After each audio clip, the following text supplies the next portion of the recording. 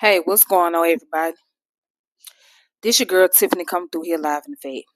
So, today, as y'all can see the topic, I am going to be talking about the classism in the black community and who benefits from black excellence.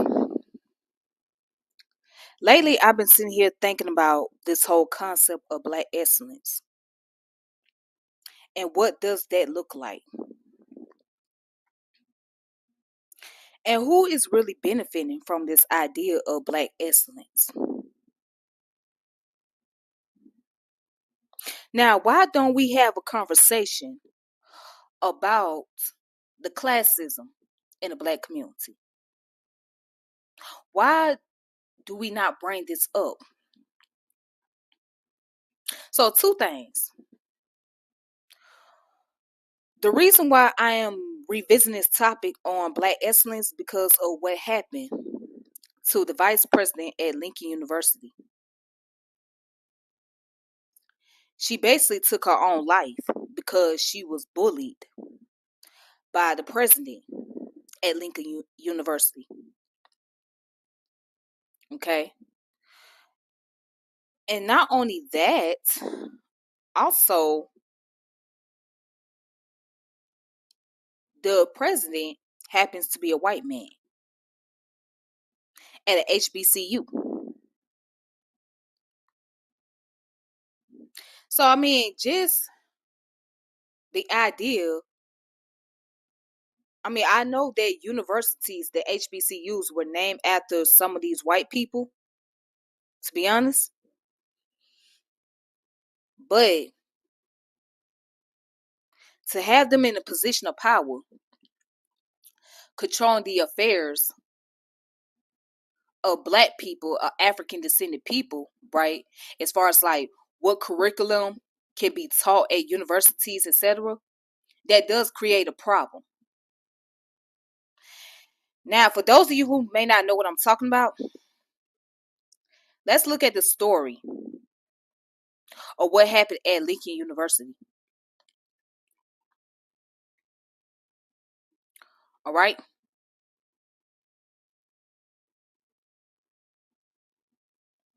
So right here, as a matter of fact, this woman,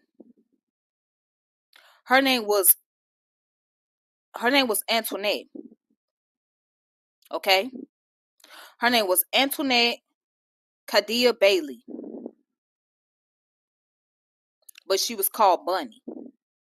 Now, watch this. It says the president of Lincoln University in Missouri will remain his position. The institution decided after an investigation into the suicide of a black administrator found no evidence that he had bullied her, according to university officials. President John Mosley was placed on paid leave after the death in January of Antoinette Bunny Kadia Bailey, the vice president of Students Affairs at Lincoln, a historically black university. And it says, for us, this report is not the end of a process, but rather the beginning of one. Victor Pasley, president of University Board of Curators, said Thursday in a statement.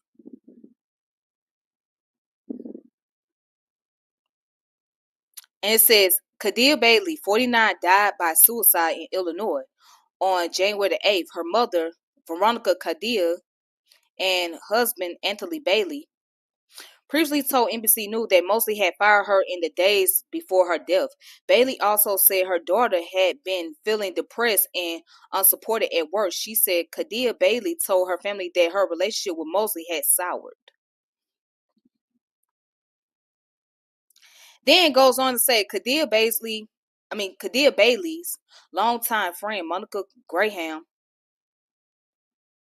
said she received an email from Kadia Bailey the day she died that included a letter addressed to Mosley. In the letter, Kadia Bailey expressed concerns about Mosley leadership and the school administration and wrote that Mosley had intentionally harassed and bullied her. The allegation prompted protests from students and alumni calling for Mosley ouster.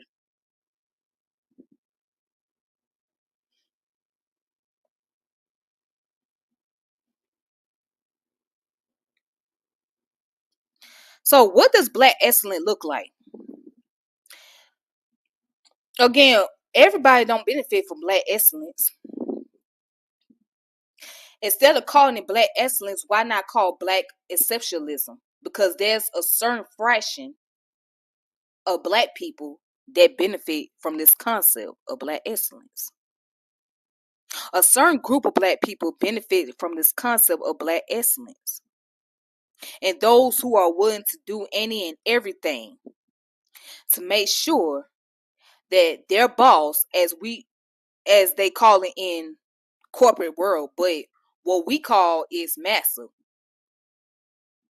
As long as you a good Negro and do what massa tell you to do, right? That's a form of black excellence. But you know what? Let's say this. If we want to say something, we want to argue the case by default, by default, we are the house niggas. And why are we house Negroes? Because we're trying to do any and everything that we can to survive. So, subconsciously speaking, although there is a part of us and certain individuals, we want to rebel and buck. But then there are those of us who just want to be in the good grace of our bosses, right? So we'll do anything to make them happy. And we're trying to do everything in our power to survive. But again, there's only a certain group of black people that benefits from black excellence. Not every black person is benefiting from that. So there's the concept of black exceptionalism. Now, the reason why I want to talk about black classism, because it's real. And I'm glad somebody put up a post on Twitter saying that people who ain't never grew up in the hood, who ain't never been in the inner city, who never grew up in the urban community, make a mockery out of people that come from the inner city, from the urban communities, using the lingo, the slang, and like doing little stuff that comes from the hood, but at the same time attacking and criticizing and making fun of individuals that come from those environments and don't understand why they perpetuate certain behaviors or have certain type of characteristic. But yet and still they will mark the characteristics, they'll mark the behavior. They'll try to imitate what these individuals are doing in the hood. So, for example, when people talk about Pookie and Ray Ray, right? The concept of Pookie and Ray Ray is pertain to those black males that come from the inner city, that come from the hood. Not the ones that come from the middle class or upper class community, but that come from the hood. And so these terminology come from black people that's particularly in the middle class, making fun of black males from the inner city. But what's crazy is these same black people rely on the so-called Pookies and Ray Rays to be their shield, to protect them when they're in crisis or when they need something from them. They'll call on the Pookie and Ray Rays. But those names come from the movies like Boys in the Hood and New Jack City. So Chris Rock played the crackhead named Pookie in New Jack City, and Ray Ray was the guy. I think he was in the wheelchair. He had the pacifier in his mouth in Boys in the Hood.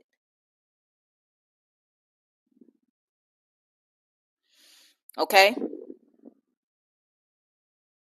but people don't know the story behind these so-called Pookies and Ray Rays,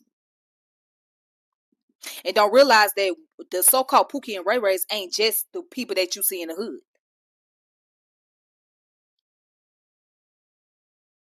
Now, I'm not trying to defend deviant behavior that happens in the inner city or done by individuals. I'm not trying to defend that at all. I'm not trying to say what is taking place is acceptable, because it's not. But we don't, however, these individuals that create the classism, that come from the middle class, making fun of folks from the lower class community, act as if they shit don't stink, and forgot how they got there, how they end up in the middle class neighborhood. So let me go on to the next article. Let's talk about a house divided, classism in the black community.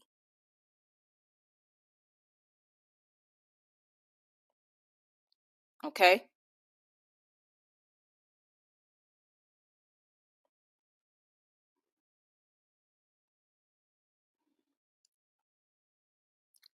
Now, this comes from the website, thenubianmessage.com. It says, A House Divided, Classism in the Black Community by Sean Fredericks. It says, Black people are divided. Although it is often seen as taboo to air out certain problems within the Black community, these issues must be discussed and unpacked. One of the most pressing issues affecting the Black community is classism, and it is alive and well on college campuses. America's class division are nothing new. Social class has been an expansive divider in America between those who could own property and the means of production and those who could not. These class issues have a historical context in which Black people were economically marginalized based on slavery and the Jim Crow laws. Now watch this. It says today that looks different because of affirmative action policies and historically Black colleges and universities building the Black middle class. There is a newfound prosperity that the overall Black community is enjoying. However, this prosperity is not universal. For the people on the lower ends of American society, the poor and Black, not much has changed. Currently, there are now two different Black Americans: the privileged and the underprivileged. The privileged are the middle and upper classes, and the underprivileged are the lower class. This dynamic is also on college campuses, especially PWIs, right? Where most of the Black people who attend these universities are privileged. And this is not just me speculating. A study conducted in 2017 by the Education Trust titled A Look at Black Student Success reported that more low-income Black students graduate from HBCUs than white colleges. Okay.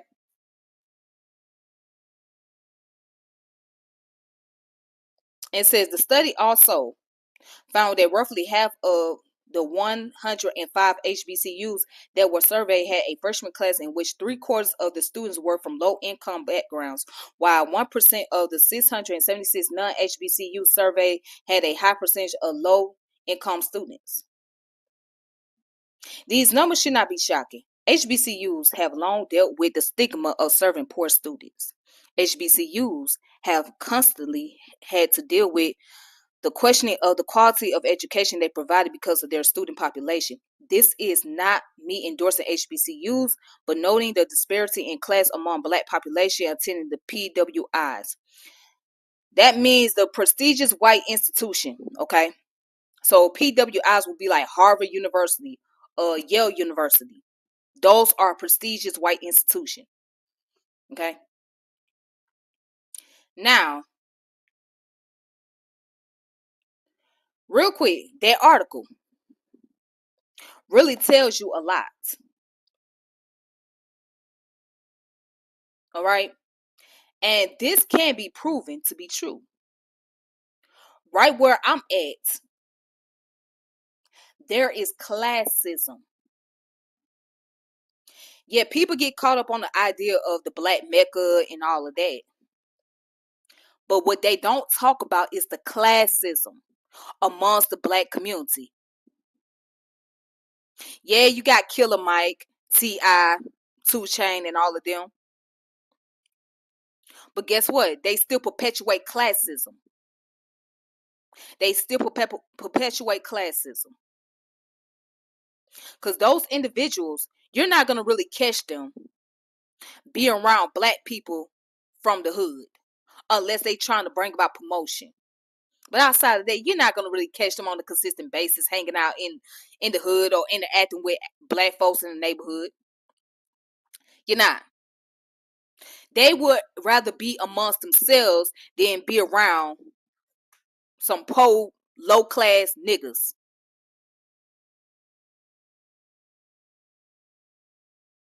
And when they do, it's about promotion.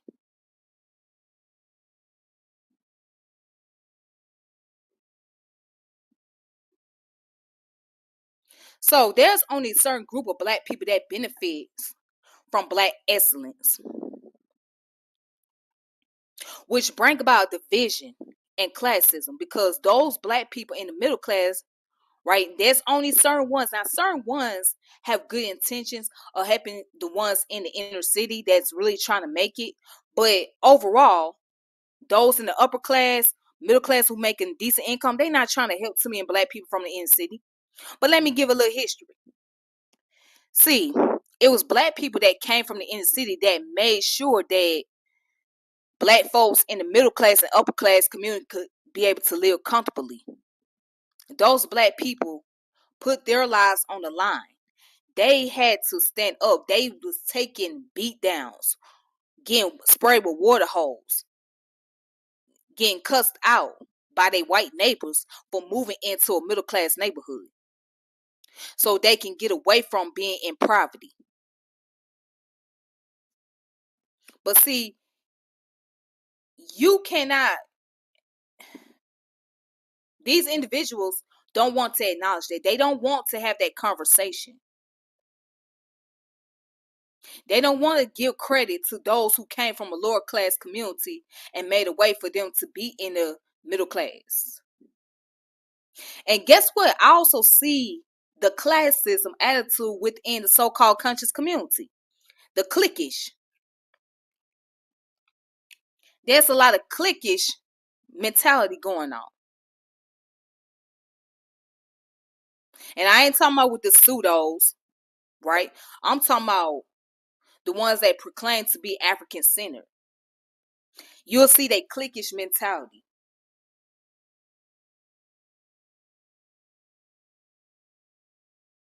The cliquish mentality is there. And half of those people came from middle class family.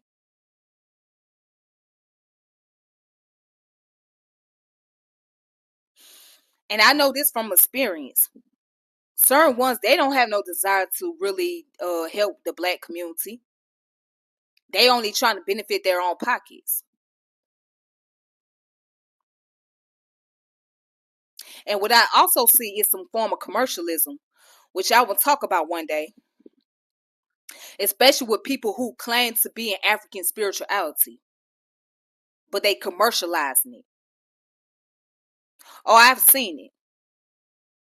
See, I pay attention to things, so I know.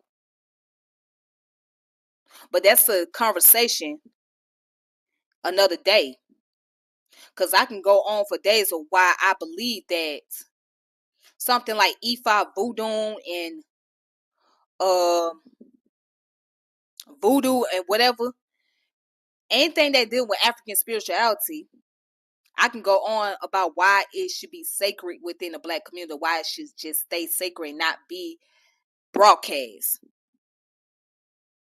I can go on with that, but that's another conversation. However, I see the cliquish mentality. So it started to make me question, well, who benefits? What is the main purpose? Do you really think about the collective, or you think about the certain groups of blacks? And I know you can't help everyone, because everybody can't be helped. Everybody can't be saved. You know what I'm saying? Everybody can't be in the circle, and I get that. But is there the cliquish mentality there? Is there a case of classism taking place?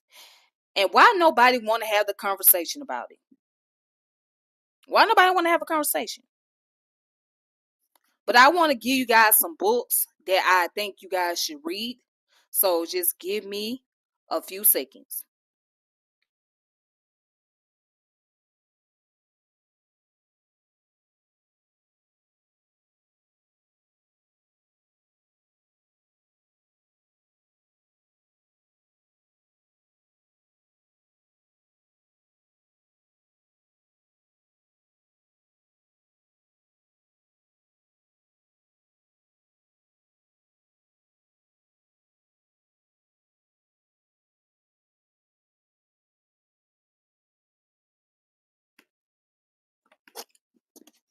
Yeah. Not only I know the classism, I also know there is sexism as well. Again, that's another topic. As a matter of fact, I will do a topic on that hopefully tomorrow. Because I know some people gonna get mad because I bring up about the sexism, but we need to talk about that. We need to talk about that. But anyways, I want to give some books for you guys to check out that deals with the concept about um the discrimination within the workplace and also the classism and how we have to really analyze this so-called black excellence.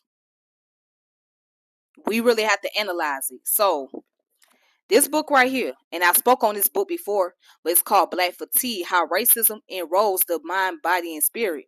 Mary Frances Winters. Okay.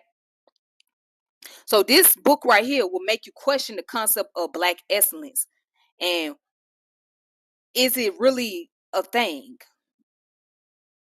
So I would suggest people to read this book or get this book. Okay. Because now you got to ask yourself, what the hell is black excellence and how does that benefit the population of a people who still oppressed in this society?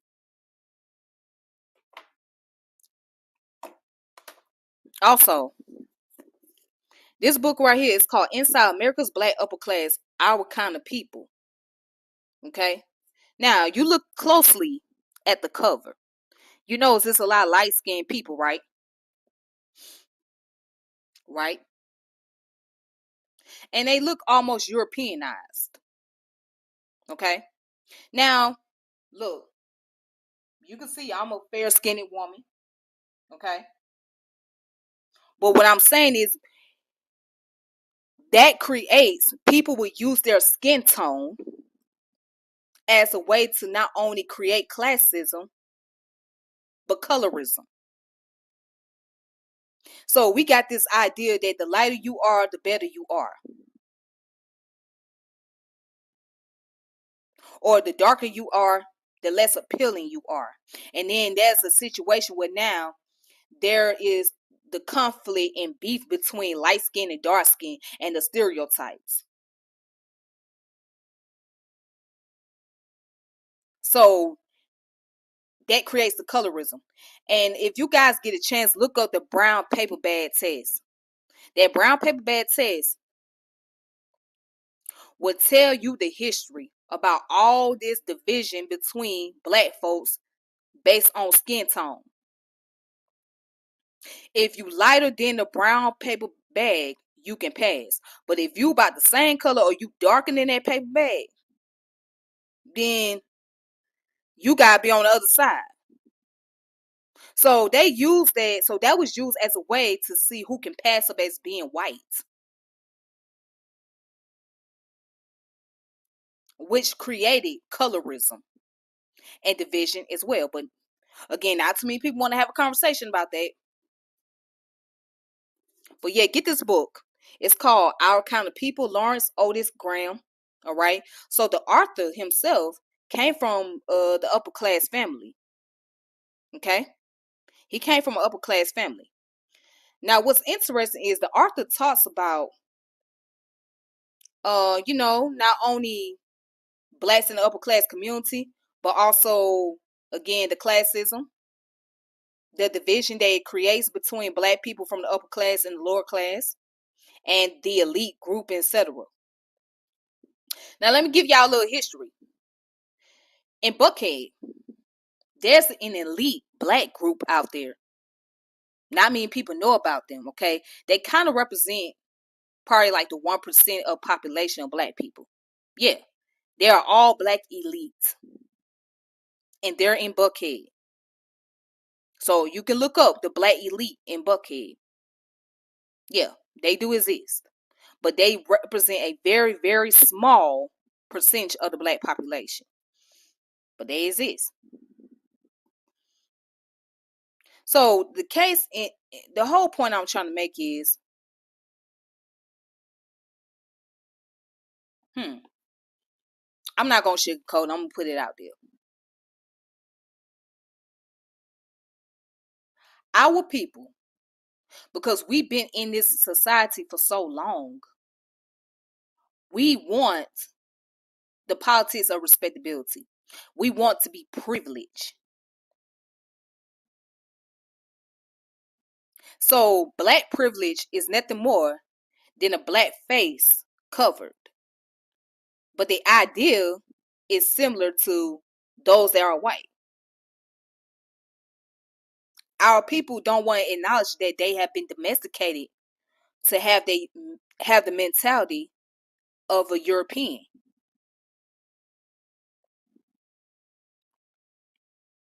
Again, it's a lot of conversation I can get into. I can get into a conversation about sexism, about this Western culture.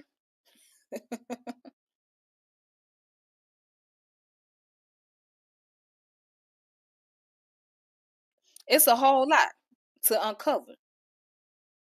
But I'm definitely gonna talk about sexism because that shit is real. That shit is real. And see, that gets swept under the rug. So there's gonna be people that gonna get mad, but I don't give a damn. Because it gotta be talked about eventually. It has to be unpacked. Okay? Just like the concept about classism had to be unpacked. While black folks in the middle class can talk shit about black folks in the lower class community, but yet and still try to perpetuate, try to imitate, and try to carry on the mannerism, but you're talking shit. As if you holier than thou. As if there's no problems taking place in the middle class. But they don't talk about the poverty that's happening in the middle class community as well. Mm-mm. You don't hear too much conversation about suburban poverty.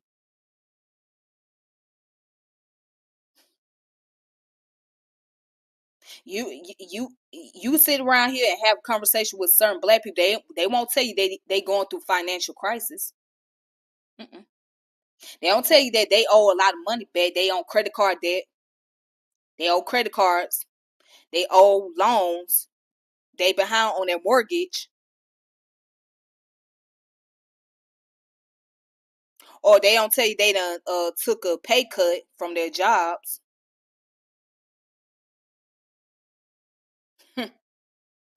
It's a lot that needs to be unpacked.